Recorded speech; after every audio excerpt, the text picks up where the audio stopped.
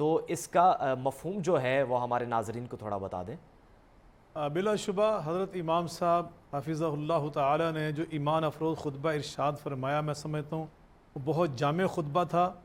اس میں جہاں حقوق اللہ کی بات کی گئی، وہاں اس کے ساتھ ساتھ حقوق العباد کی طرف بھی ہمیں متوجہ کیا گیا کہ ہمیں اللہ کے حقوق بھی ادا کرنے چاہیے،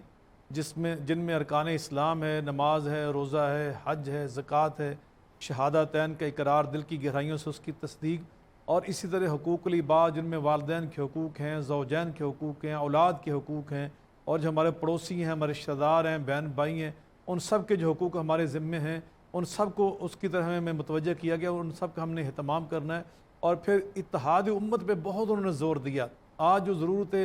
امت مسلمہ کے اندر جو اس وقت کمی محسوس ہوتی ہے کہ وہ ہم بعض اوقات اپنے گروہی اختلافات کا شکار ہو جاتے ہیں، اس کی طرف انہوں نے بہت ہمیں متوجہ کیا۔ قرآن پاک کی آیات بینات پیش کی، نبی صلی اللہ علیہ وسلم کی حدیث مبارکہ انہوں نے پڑھ کر ہمیں سنائی، اور ان کا ہم نے الحمدللہ ترجمہ کرنے کی سعادت بھی حاصل کی ہے، اور انہوں نے متوجہ کیا کہ ہمیں ہر لحاظ سے اپنے ملکوں میں اتحاد امت، اور پھر جو دیگر جو اسلامی ممالک ہیں ان کے درمیان ان کی صفوں میں اتحاد و اتفاق کو برقرار رکھنا چاہیے۔ اسی طرح انہوں نے خیر کے کاموں میں اس کا تعاون کرنا چاہیے، اور ایک دوسرے کے ساتھ ہمیں بھلائی کے کاموں میں بڑھ چڑھ کر ساتھی بننا چاہیے۔ اور پانچویں بات انہوں نے یہ ارشاد فرمائی، اگر مسلمانوں کے درمیان کہیں اختلاف پیدا ہو جائے تو اس کے حل کے لیے اللہ تعالیٰ نے خود قرآن مجید فرقان حمید میں جو ہماری رہنمائی فرمائی ہے، ہمیں اس کی طرف متوجہ ہونا چاہیے۔ اللہ اور رسول کی جانب ان اختلافات کو لے کر قرآن و حدیث کی تعلیمات کے سامنے پیش کریں اور اپنے اختلافات کو ختم کریں، اور اگر پھر بھی اختلافات ختم نہ ہوں تو جو دوسرے مسلمان ہیں جو غیر متنازع ہیں وہ آگے بڑھ کر ان کے درمیان صلح صفائی کرائیں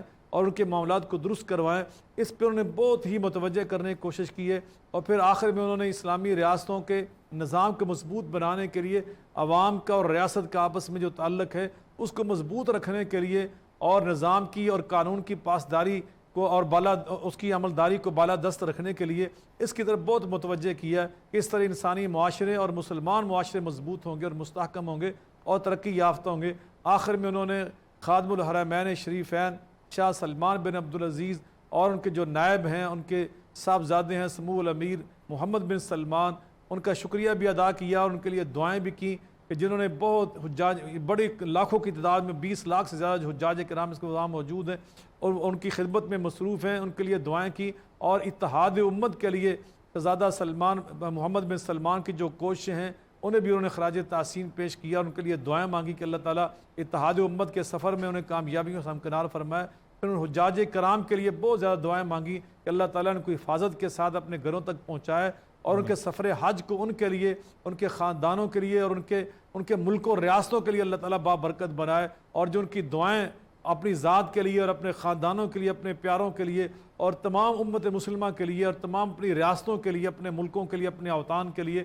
اور پوری انسانی برادری کے لیے وہ مانگی جا رہی ہیں، اللہ تعالیٰ نے شرف قبولی عطا فرمائے۔ تو یہ خلاصہ تھا ان کے پورے خطبہ کا۔ اللہ سے دعا ہے کہ اللہ تعالیٰ ہمیں ان کے خطبے کے ان نکات پر جو اللہ رسول کی تعلیمات پر مبنی تھے عمل پیرا ہونے کی توفیق عطا فرمائے۔ ٹھیک ہے، ان کے خطبات کی تعلیمات پر عمل پیرا ہونے کی توفیق عطا فرمائے۔ ڈاکٹر حذیفہ صاحب، آپ سے میں جانوں گا، جیسا کہ بات کی گئی کہ کسی کالے کو کسی گورے پر، کسی اجمی کو کسی عربی پر، اور کسی عربی کو کسی اجمی پر کوئی فوقیت حاصل نہیں سوائے تقویٰ کے، تو یہ بہت ہی اہم پیغام جو کہ حج میں ہر سال دیا جاتا ہے کہ وہاں پر ہر رنگ و نسل کا جو شخص ہے وہاں پر موجود ہوتا ہے، ہر برادری سے تعلق رکھنے والا موجود ہوتا ہے، اور وہ ایک ہی لباس میں موجود ہوتے ہیں، تو یہ بہت ہی اچھی بات ہے۔ اس کے بارے میں آپ کیا کہیں گے؟ دیکھیں، یہ وہی پیغام ہے جو نبی کریم رؤوف الرحیم صلی اللہ علیہ وسلم نے قریباً 450 سال پہلے اسی جگہ پر اپنے تلامذہ اور امت مسلمہ کو دیا تھا کہ اللہ رب العالمین کے نزدیک کسی چیز کو اس چیز پر فوقیت حاصل نہیں ہے کہ وہ گورا ہے یا کالا ہے یا کسی انگلش بولنے والا ہے یا کہ مالدار ہے۔ اللہ تعالیٰ کے نزدیک محبوب پسندیدہ وہ ہے جو اللہ تعالیٰ کے ساتھ اللہ تعالیٰ کا محبوب بن کے زندگی گزارتا ہو، اللہ تعالیٰ کے متقی لوگوں میں شمار ہوتا ہو، جس کے اندر تقویٰ زیادہ ہو، جس کے اندر نیکی زیادہ ہو۔ اور یہ ضرورت اس بات کے اندر اتحاد امت کا یہ جو ہمیں آج نظر آ رہا ہے منظر، یہ منظر اسی ہی خطبہ کے بعد ہمیں اس پہ عمل کرنے کے بعد حاصل ہوتا ہے کہ اتنے لوگ وہاں پر اکٹھے ہوئے ہیں، مختلف برادریوں کے، مختلف علاقوں کے، مختلف ملکوں کے،